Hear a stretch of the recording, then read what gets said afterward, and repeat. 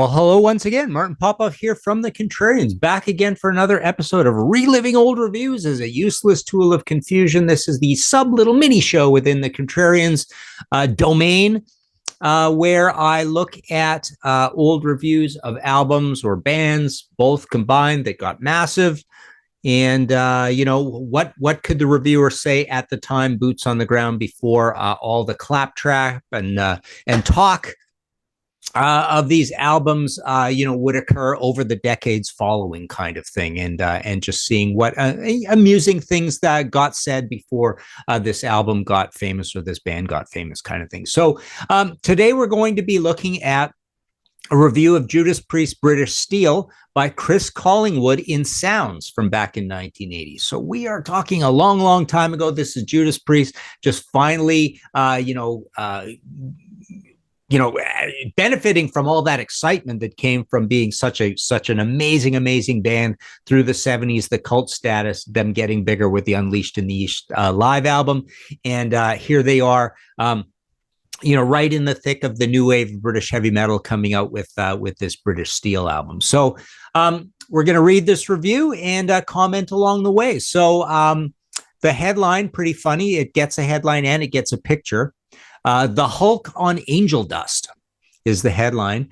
And then there's a picture of Rob with his long hair. It says Rob Halford in Extremes of Anguish. Okay, so here we go. Judas Priest's last LP, Unleashed in the East, was most probably the greatest album of last year. The one before that, Killing Machine, was slightly disappointing.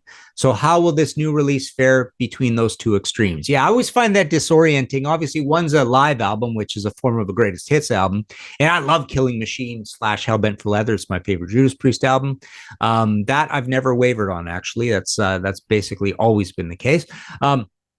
For starter, the cover's not very inspiring, depicting a hand and a wrist with a studded wristband on it, holding a razor blade with British Steel and the Priest logo emblazoned across it. Obviously, it's now become absolutely iconic. In the new wave of British heavy metal, this is when we get our standard of cool heavy metal illustration with Iron Maiden's Eddie and Tigers of Pantang and Chords Against All Odds, and now British Steel, which is very, very iconic.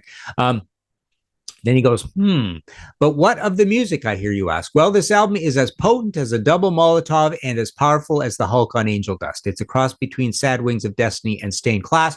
Wildly off base there. It is not a cross between those two albums. To us, this was always a simplifying, dumbing down, commercializing, Americanized sort of album. We were pretty horrified and not happy about it and pretty angry about the band at the time, but now I've grown to love it a lot more. And I think there is some amazing, moving into this realm of better songwriters on it. But to me, that is more or less, kept with Metal Gods and Grinder and maybe Breaking the Law kind of thing. It's not as heavy as Chris mentions, and it's definitely not a cross between those two albums, which are very cerebral, right? Rapid Fire, an apt title, purposely so, opens the assault with Glenn Tipton and KK Downing soloing as if their lives depended on it, and finishes with the TARDIS-like sounds that introduced with on their recent tour. Then it's straight into Metal Gods, not autobiographical, although it could be, the riff of which is employed too much, with the title sung deliberately flat, but it sounds as if Priest aren't really enjoying playing it. Interesting. To me, this is one of those where they've stripped it down and come up with something that hits you right between the eyes. I think the repetition, the way the chorus is done, this actually was one of the two songs, basically, where it felt like, they are doing something different. I don't know what it is. I can't put my finger on it, but they're doing something better than what they did in the 70s. Let's see. It's a great track, nevertheless, finishing very abruptly, as if the tapes ran out. And what was the truth in that scandal? And that was, I think he's referring to the whole, our tapes got stolen, cooked up scandal to get them in the press kind of thing that happened around this time. And forward. Next up is possibly the best track on the LP, certainly the most immediately accessible. Breaking the Law features a main guitar riff that compares favorably to Nugent's Snakeskin Cowboys, interesting in the dramatic effects stake, while Ian Hill's bass pumps away as usual, a steady beat behind it. Rob turns in an even more scene-setting vocal than usual on the one, and a faster middle section with a wonderful "You Don't Know What It's Like" line sung falsetto, marvelously illustrative of just how wide the vocal range is. Phew, this is one hell of an album so far. This is a great, well-written song and deserving of being a hit, and an interesting way for Priest to be heavy yet to be accessible at the same time, right? Let's see. After Grinder, a song bordering on Sabbath-type heaviness, comes the reason why this album got 4 stars instead of 5. It goes under the title of United, and it is the most embarrassing song that any heavy metal group has ever put out. The band say they need another hit single, and I've heard that this will be their next 45. But this, I'm sorry to say, is just unqualified dirge. I think United is a pretty good song. It's well put together. I know the chorus is very kind of cheesy, but the verse is cool and heavy. It always takes bravery to write a song slow. I think it's a good anthem. I think it's successful. I've never not liked it. It starts off okay, but then the chorus is sung United, United, United. We stand united, never shall fall. Yeah, that part is a little bit naff, as they say. United, United, we stand one and all. All set to a football chant and sounding like the sort of thing that a football team who've reached the FA Cup final and decided to cut a disc would reject for being too corny. Yeah, true. That happens with these sports teams, right? Remember the Chicago Bears? What we got, the Icky Shuffle there or something, the refrigerator, all that kind of stuff. Yeah. McMahon, right? Jim McMahon, the headband and all that. Yeah. It's a good point. Worst of all, I've heard that they'll probably play it live, although I pray that they don't. United ends side 1, as did Take on the World, significant. Yeah, so it's the sister track to that. And they're both the sister track to We Will Rock You, right? And I choked back the vomit induced by it to be confronted with You Don't Have to Be Old to Be Wise. I groaned at the title and played it to discover that it's vintage Priest. Wrong. It's the new Kiss-like Priest to the extreme. Nothing vintage Priest about that song at all. It's probably the oddest, newest, most Americanized song on the entire album. Takes you back to Sad Wings of Destiny? Absolutely not, and features a very slightly restrained vocal from Rob, as do most of the tracks on this album. But when you scream as he did on Unleashed, why prove yourself with yet more vocal calisthenics, gymnastic exercises to those of you without a dictionary? Living After Midnight, most Priest fans will have by now, and if not, why not?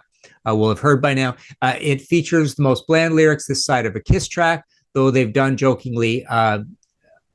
I think there's words missing from some of this. I mean, how can anybody not be joking when they sing Living After Midnight, Rock Until the Dawn, Love Until the Morning, Then I'm Gone? It's their first single, which is not a complete departure from style.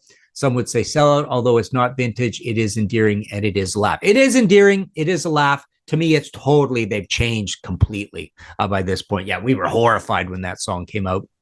Heard that with its dependable Louie Louie chords, right? Second to last track, The Rage, starts with a bass line that's perversely reminds me of Devo's Mongoloid. That's joined by skanking, yes, you did read that right, guitar and indiscriminate sustained single string guitar plucking, all set to a nice atmosphere before the plucking builds into feedback, and the feedback builds into a riff that splits your skull right down the center. Vocals are strangely reminiscent of Take on the World. Interesting. I should go compare that. Verse, not chorus. And the whole opus is ably backed by Dave Holland's drumming, although Dave isn't in Neil Peart's class, but then who is? He's a very solid and gets on with his job, reminiscent of AC/DC's Phil Rudd, always rocking steady, but never flashy. Maybe he'll stay with Priest for longer than one studio album. I certainly hope so. It's always strange when you get these, rock steady, but never flashy. It's like, I always wonder in all these cases, Phil Rudd, Peter Criss, Dave Holland, like who's deciding to do that? The songwriters by writing a simple song, the producer saying, don't play simple. Is he going in kicking and screaming? Does he want to do more fills? Does he not? It's always very, you always say the drummer is this way, but when the drummer is that way, there's like 4 different reasons that might have nothing to do with the drummer at all, right? The whole shebang finishes with Steeler, a warning that people are always out to get you, something that priests must know only too well from the number of times that they've been stitched up, mainly by the press. It features chugga, chugga, chugga, technical, bass, and ends with sounding like a jam, with Glenn and KK obtaining feedback from their amps that Nugent, him again, doesn't know exists. And so endeth the 7th lesson. And to think I was worried whether it would be any good. Generally likes it. I think he misses the mark wildly all over the place. I get the feeling Chris Collingwood doesn't particularly understand his priest, or priest pass up to this point, which is actually quite long. Pretty good, solid review that's not going to steer you completely wrong. And hitting all the marks and mentioning all the odd things with it. So there you go. The Hulk on Angel Dust, says Chris Collingwood. Judas Priest, British Steel. Check out my Judas Priest album by album book that just recently came out. You can get that at martinpopoff.com. I will send them out as I'm doing this. It's just before Christmas, so I'll definitely sign them to whoever you want. And let me know. Otherwise, I just sign them to whoever ordered them in every case. And usually that doesn't get me into trouble, but it does sometimes. But yeah, let me know. There's PayPal buttons there and all that. Join, subscribe, join our Patreon situation. When you join Patreon for, a very minimal amount per month, it allows you into our panels. And we've done some great panel shows with a lot of great Patreons who've been very, very great contributors to a lot of those panels. So there you go. Judas Priest, British Steel. Talk to you later.